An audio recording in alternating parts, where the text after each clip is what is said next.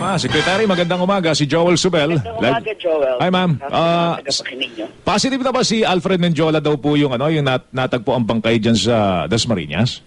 Ayun po ang report sa akin ng WPP office kahapon. Kagabi po nila rin-report sa akin. Kagabi na i-report daw sa inyo? Natagpuan nga daw po yung bangkay sa May Cavite. Paano po nila na ipaliwanag, ma'am, na na nagkaganon? Kasi ang alam ho ng lahat ay nasa ilalim po siya ng Witness Protection Program. Yes, under ho siya ng WPP, pero hindi ho sakop doon yung security protection after ho nung na-discharge siya as a state witness dahil ayaw niya ho noon nag-execute ho siya ng waiver ng security protection. Officially covered ho siya ng WPP, pero ayaw ho talaga siyang magpa-assign ng security. Natatandaan niyo ho dati ay tumakas na nga ho yan sa safe house namin. Kasi ayaw niya sa safe house. And na-transfer nga ho siya sa Bulacan Provincial Jail because dun ho niya. Now, that was before na-discharge ho siya sa co-accused and turned state witness. Nung na-discharge na siya, ay wala na hong basis yung continued detention niya doon sa Bulacan Provincial Jail. Kaya nagpa-transfer ho siya, nagpa-relocate po siya sa isang lugar at na hindi ho namin pwedeng masabi at this point, no? But hindi ho kasama doon yung meron siyang mga security kasi hindi nga ho niya gusto yun. Meron ho talagang mga ganong witnesses na preference nila is wag bigyan ng security from the WPP, kundi nagre-request lang sila ng security kapag nag-witness duty.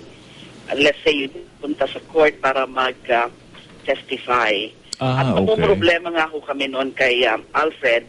As a matter of fact, within this week, ay kakausapin sana namin siya para i-advise siya na we have no choice but to exclude him or to terminate the WPP coverage niya dahil nga kung hindi siya sumusunod sa mga naging kondisyon ng WPP na even if wala siyang security protection, ay supposedly part of the agreement is kailangan nasasabi niya amin kung saan siya pupunta. Kung saan siya pumupunta para na monitor ho namin. Kasi doon nga sa pag-relocate ho namin sa kanya, pinapamonitor ho namin yon. And then, nakakatanggap na ho kami ng reports na madalas nga daw ho ay umaalis na walang abiso. That's why, kakausapin na dapat namin siya na he's been repeatedly violating the terms of the MOA. Between our office and himself as a witness. Pero Secretary, ano ba yan? Is that SOP? Pagka ayaw lang ho nung testigo na magpa-detail po ng security, talagang... Ganun po kasi yan. Dahil nga po, he's a witness and he's na-discharge na ho siya as a co-accused and therefore we are not his jailer and therefore we cannot insist. Although, pinipilit naman ho namin siya dati and we've been explaining. But it's under the WPP. Tama ho ba yun? Okay. Yes, it's under the WPP. That's why nga ho we provided a place for him. Yung pag-relocate sa kanya. But other than the place, yung security detail na gustuhin nyo mang magpalagay ho sa kanya, ayaw ho niya. Yes. Meron hong ilan-ilan cases na ganon. They do not prefer or they do not want na merong 24-hour security protection. Now, kaya nga ho, ini-impose na lang namin na dapat, ini-impose na lang namin yung requirement na kung gusto niyang, kung umaalis siya, kung pupunta siya sa kung saan, ay kailangan nalalaman namin. Kasi, rin ho yung option din ho, na let's say, pupunta siya sa isang lugar, pwede naman namin bigyan siya rin ng security provided nalalaman mo namin. Ang problema mo sa kanya, madalas mo siyang hindi nagpapaalam. Hindi nagpapaalam. Yung problema namin sa kanya. Mga ilang beses ho nangyaring hindi ho nagpaalam si Alfred bago ho nangyari ito sa kanya? Several times ho Several times. Getting the details yung implementer ng WPP in that area. Kasi per region ho, meron kaming mga implementors. Sila po ang nagmo-monitor.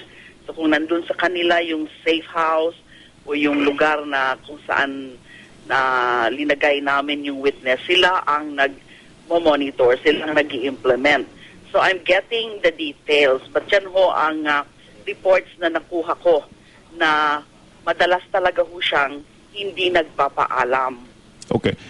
Ang susunod ko pong tanong, Secretary, paano po yung kaso ngayon ng Dominguez Brothers? Ngayong si Alfred is the star witness, right? Yes, in the case of Fenson. But I understand from the prosecutors na tapos na yung testimony niya and na-cross-examine na siya dun sa bail hearings, and that in the trial proper, in the presentation of prosecution evidence in chief, ang plano naman talaga po ng prosecutor ay i-adapt na lang yung naging testimony niya during the bail hearings, which is the usual practice. So wala na naman talaga ang balak na isalang uli sa witness stand si Alfred dahil tapos na po. Nag-testify na ho siya. Natatandaan ko po ilang hearings ho yun na nag-testify siya, at during those times talagang sinasamahan siya o sinesecure siya ng aming mga WPP security. Okay.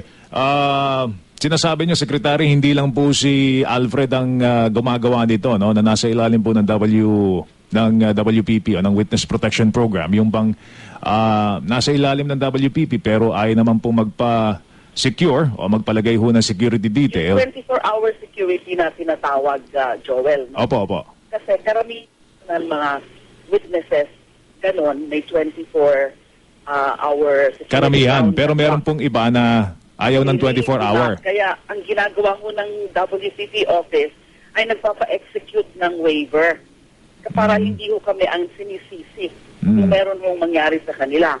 Because we try our best naman po at kinukumbinsi sila. Now, for your own sake, for your own protection, since you're under WPP, the best arrangement is still around-the-clock security. But for certain reasons, meron ho talagang ilan-ilan na mga witnesses na ganun. And then they just prefer to have security on certain instances.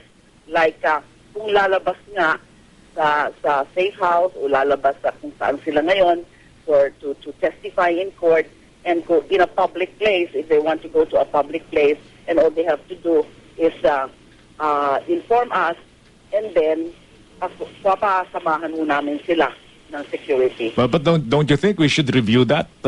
Kung sakaling magpalagay ka sa WPP, dapat talagang 24-hour security after what happened to Alfred.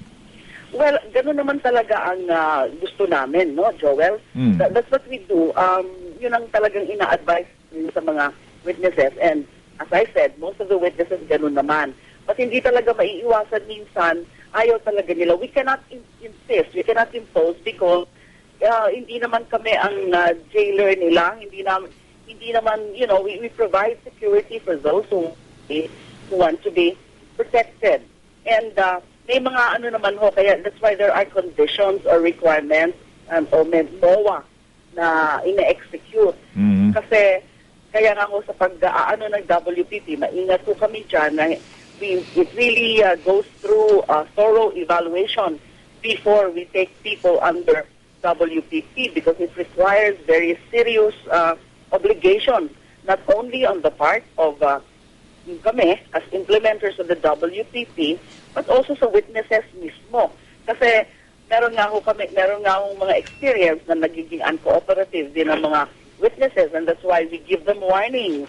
And then kung talagang hindi sumusunod, then we have no choice but to terminate the coverage. Ganon din nga ho ang nangyari kay Alfred, na kakausapin na dapat talaga namin siya within the week because of those reports na madalas siyang kung saan-saan pumupunta without even advising us. Alright, we'll be monitoring the development dito po sa kasong ito. Pero sa ibang issue naman, Secretary, Yes, sir. meron yatang nailabas na po ba yung interagency fact-finding report tungkol po doon sa investigasyon sa New Bilibid Prisons, Secretary? No, actually, hindi pa, Joel, no. Sinabit ko na ho yun kay Presidente, pero wala pa akong clearance to release that to the public. Kaya nga ho nagtataka ako bakit meron ng mga reports na ganyan. I think 2 weeks ago meron nang nag-report sa TV. And then ngayon na naman may nakita ako sa dyaryo. Opo. And I don't know where it's coming from. Alam ko naman dyan ay talaga namang sinusunod yung instruction ko sa DOJ that without my clearance, this, reports like that, hindi pwedeng basta-basta na lang i-release. At ako naman, I cannot just give that clearance without the clearance from the President.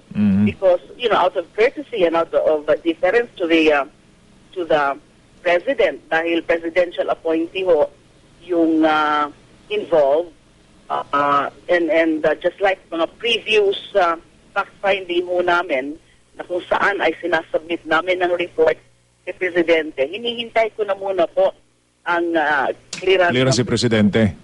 Bago nyo ilabas ito. So, nagtataka ako. I'm even planning to have that investigated kung sino yung mga nag-leak. Hindi ho maganda. Dapat ho mag-tie muna.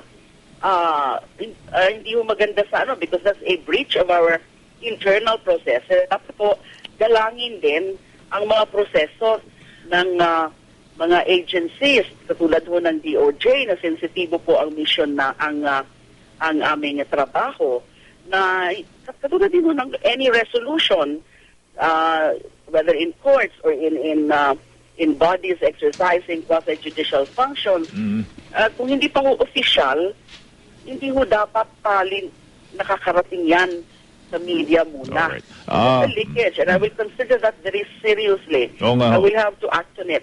Actually, ang sinasabi ho dito, Secretary, ang rekomendasyon daw po ng Lupon, sampahan ang kaso si Director Pangilinan doon sa pagkukumpuni po ng administration building. Since this is still unofficial, sinasabi nyo nga po, you're still waiting for the clearance of the President. You don't want to confirm this report. Yes, I don't want to confirm that, Joel. I hope you understand. Yes, ma'am. Yes, ma'am. I just want to make it clear nga po na hindi tama ho yung ganon na pinangungunahan na ho kami.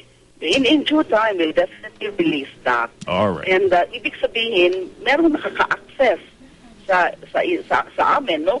That's why, aalamin ko po yan kung bakit o gano'n na nagkakaroon na ng leak or leakage. Secretary, salamat sa oras. Magandang umaga po sa inyo, ma'am. Salamat din, Joel. Thank you, ma'am. Si Secretary Laila De Lima, Department of Justice, mga kapuso. Good morning!